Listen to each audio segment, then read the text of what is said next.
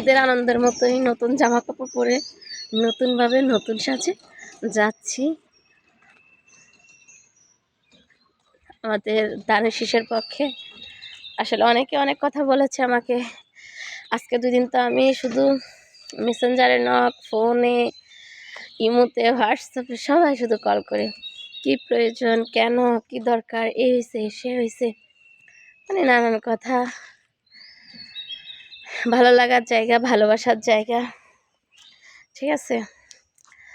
তো আসলে সবার সাজেস্ট, সবাই আমার শুভাকাঙ্ক্ষী, সবাই আমাকে দোয়া করবেন।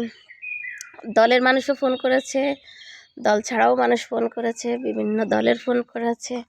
আসলে এটা হচ্ছে, আমি মনে করি আমাকে সবাই ভালোবাসার জায়গা থেকে সবাই আমাকে দোয়া রাখেন, ভালো থাকেন।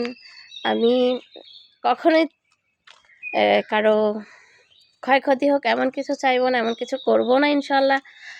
সবার সাথে আছি, সবার পাশে থাকবো। ভালোবাসার আবেগে রাখেন, আর আমার ভালোবাসার জায়গাটা আমি ফিল আপ করার চেষ্টা করতেছি। আল্লাহ হাফেজ, আসসালামু আলাইকুম।